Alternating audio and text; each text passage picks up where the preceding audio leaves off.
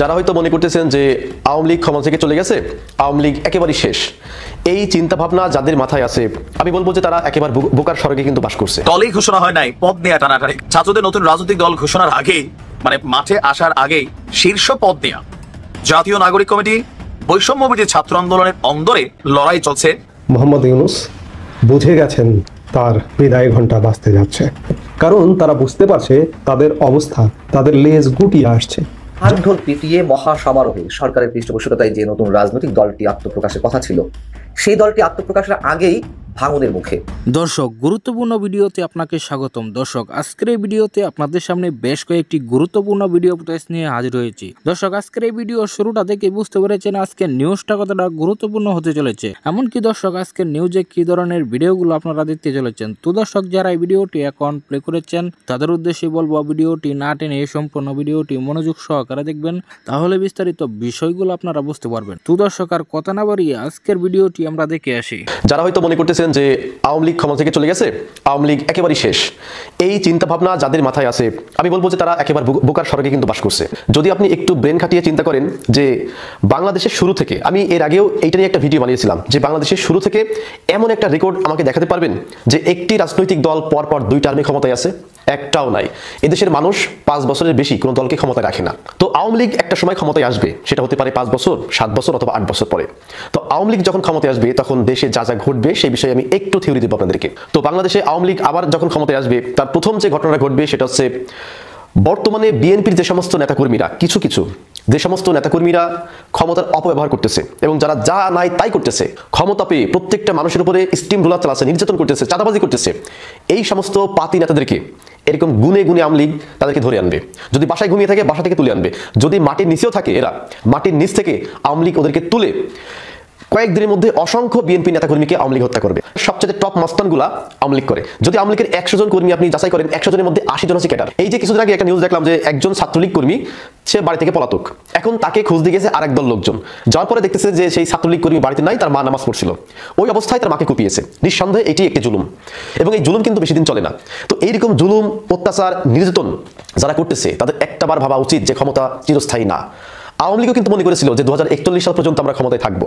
আওয়ামী লীগের করুণ পরিণতি আপনি দেখেছেন, আমি দেখেছি, সবাই কিন্তু দেখেছে। তো সুতরাং এই আওয়ামী লীগ যেই পথে হেঁটেছিল ওই পথে যদি আবার নতুন কোনো দল যায়, সেই দলের অবস্থা কিন্তু আওয়ামী লীগের থেকে দ্বিগুণ কঠিন অবস্থা হবে। আমি প্রথমেই কিন্তু বললাম সবচাইতে টপ টেরর, সবচাইতে যিনি মস্তান এলাকার মধ্যে সেই লোকটা কিন্তু আওয়ামী লীগ করে।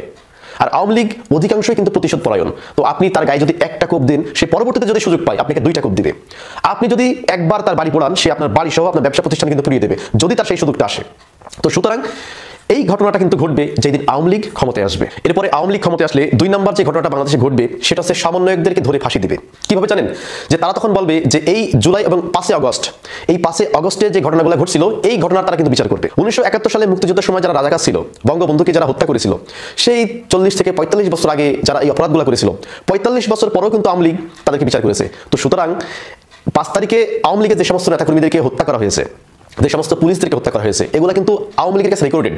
তো সুতরাং তারা যখন ক্ষমতায় আসবে তারা কিন্তু এই ইস্যুটা বারবার তুলবে এবং এই ইস্যুটার মাস্টারমাইন্ড কারা ছিল মাস্টারমাইন্ড এবং সেই সূত্র ধরে এগিয়ে যারা সমন্বয়ক, এই সমন্বয়কদেরকে তারা কিন্তু ফাঁসির মঞ্চ পর্যন্ত নিয়ে চলে যাবে। এটা আমার কথা না, এটা আপনারা দেখেছেন যে এই যে হাসনাত আব্দুল্লাহ, এরপরে যে রাফি, তারা কিন্তু বিভিন্ন কনফারেন্সে তারা কিন্তু নিজেরাই বলেছে যে আওয়ামী লীগ যদি ক্ষমতায় আসে তাহলে কিন্তু আমরা কেউ বাঁচবো না। এবং তারা কিন্তু এটা শিওর যে আওয়ামী লীগ যদি ক্ষমতায় আসে তাহলে প্রথমে ধরবে হচ্ছে আমাদেরকে এবং আমাদেরকে একটা একটা করে ফাঁসিতে ঝুলাবে।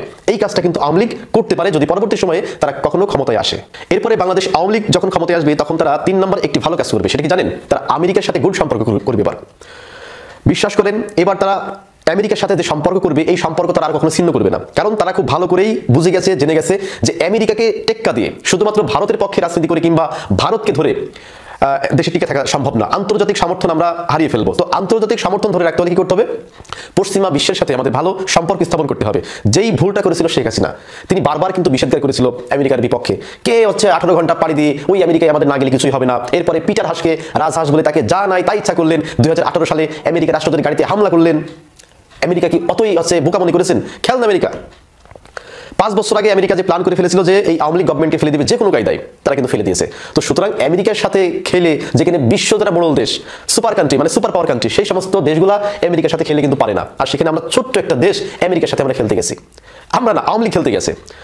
আওয়ামী লীগ যেমন খেলতে গেছে আমেরিকার সাথে, এরকম একটা বড় বাস আমেরিকা কিন্তু ঢুকিয়ে দিয়েছে। তো সুতরাং এই বাসের যে কষ্ট আওয়ামী লীগ কিন্তু বুঝতে পেরেছে। সুতরাং পরবর্তী সময়ে দেখবেন যে আওয়ামী লীগ যখন ক্ষমতায় আসবে সবচাইতে ভালো সম্পর্ক হবে আমেরিকার সাথে, এবং তারা আমেরিকার সমর্থন নিয়ে তারা দেখবেন যে ক্ষমতায় আসার চেষ্টা করবে। এটা তাদের একটা ভালো দিক আমরা বলতে পারি। এরপর আরেকটি ঘটনা ঘটবে, সেটা হচ্ছে দেখবেন যে আওয়ামী লীগ পরবর্তী সময়ে ক্ষমতায় আসার পরে আওয়ামী লীগের যে তৃণমূল নেতাকর্মী যারা আছে এদেরকে ব্যাপক হারে মূল্যায়ন করবে। টাকার বিনিময়ে নমিনেশন পেপার আরেকজনের কাছে বিক্রি করে দিয়েছি, যাদের নমিনেশন পাওয়ার কথা তাদেরকে না দিয়ে আরেকজন ব্যবসায়ীকে দিয়ে দিয়েছি। তো সুতরাং 5ই আগস্টে যখন মুক্তিকামী জনতা যখন হামলা করলো, বিভিন্ন আওয়ামী লীগের অফিস বাড়িঘর ব্যবসা প্রতিষ্ঠান যখন পুড়িয়ে দিতে লাগলো, তখন একজন আওয়ামী লীগের ত্যাগী যারা কর্মী ছিল তারা কিন্তু এসে বাধা দেয় নাই। তাদের কথা কি ছিল জানেন? যে ভাই সারা বছর আওয়ামী লীগের জন্য সব দিয়ে দিয়েছি, অথচ আমরা বিনিময়ে কিচ্ছু পাই নাই, দলীয় সুবিধা পর্যন্ত পাই নাই। পাইছে কে? ওই মেয়রের আত্মীয় স্বজন, এমপির আত্মীয় স্বজন, ওই আওয়ামী লীগের সেক্রেটারি তার আত্মীয় স্বজন, সভাপতি তার আত্মীয় স্বজন। অথচ আমরা তৃণমূল কর্মী, আমরা জয় বাংলা স্লোগান দিয়ে এখানে হচ্ছে আওয়ামী লীগের ঘাঁটি স্থাপন করেছি, অথচ আমাদের কোনো মূল্যায়ন করেনি।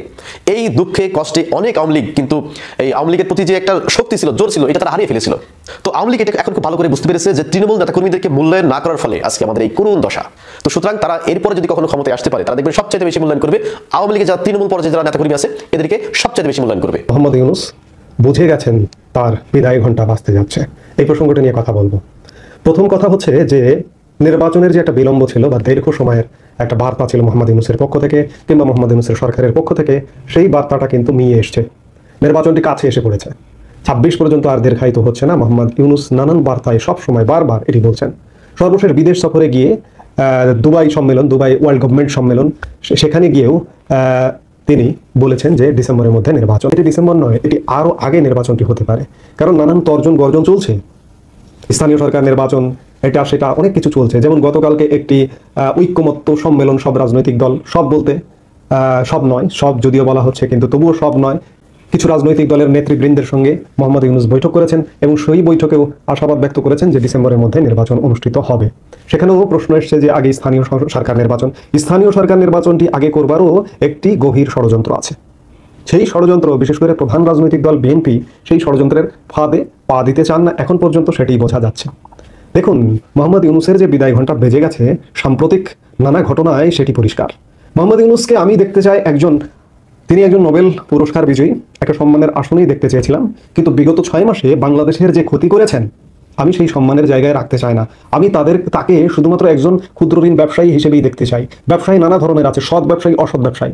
আমি সৎ ব্যবসায়ীর কাতারেও রাখতে চাই না, কারণ হচ্ছে আমি ডোনাল্ড ট্রাম্পের কথায় তাকে ক্ষুদ্র ঋণ ব্যবসায়ী বলতে চাই। এই কিছু ছল চাতুরিওয়ালা ব্যবসায়ী আছে না, তাদের মতো মোহাম্মদ ইউনূস এখনো পর্যন্ত চাতুরি করে যাচ্ছেন, চাপাবাজি করে যাচ্ছেন। গতকালকের ওই ঐক্যমত্য সম্মেলনে কিন্তু সেটাই প্রকাশ পেয়েছে। তিনি গতকালকের সম্মেলনে বলেছেন যে সরকারের প্রথম পর্বে 6 মাস দেশীয় আন্তর্জাতিক সমর্থনের কথা উল্লেখ করে অন্তর্বর্তীকালীন সরকারের প্রধান উপদেষ্টা মোহাম্মদ ইউনূস বলেছেন, প্রথম পর্বের একটা অভিজ্ঞতা হলো সরকার দেশের জনগণের ও আন্তর্জাতিক বিশ্বের সমর্থন দুটোই পেয়েছে। পৃথিবী জুড়ে আমাদের প্রতি বড় রকমের সমর্থন গড়ে উঠেছে, যে কারণে অপরপক্ষ ক্ষমতাচ্যুত স্বৈরাচারী সরকার সুবিধা করতে পারছে না, বহু গল্প করার চেষ্টা করছে, কিন্তু কোনো গল্প টেকাতে পারছে না। প্রিয় দর্শক, ইতিমধ্যে আপনারা ভিডিওতে দেখেছেন যে শীর্ষস্থানীয় পদ নিয়ে এবার কঠিনভাবে সমন্বয়কদের মধ্যে লড়াই শুরু হয়েছে। এ বিষয়টি রীতিমতো সোশ্যাল মিডিয়ায় তোলপাড় করে দিয়েছে। অন্যদিকে ভয়ঙ্কর রূপে ফিরছে আওয়ামী লীগ, এরকম মন্তব্য করে বসেন আওয়ামী লীগের সাধারণ নেতারা। দর্শক, এই সম্পূর্ণ ভিডিওটি কিন্তু আপনারা দেখেছেন। এ বিষয়ে আপনার কি মতামত অবশ্যই কমেন্টে জানাবেন। আর প্রতিনিয়ত এরকম আপডেট, নতুন নতুন নিউজ পেতে আমার চ্যানেলটাকে সাবস্ক্রাইব করে পাশে থাকা বেল আইকনটি বাজিয়ে দিবেন। এই মুহূর্তে বিদায় নিচ্ছি, দেখা হবে পরবর্তী কোনো ভিডিওতে। সে পর্যন্ত ভালো থাকুন, সুস্থ থাকুন। আসসালামু আলাইকুম।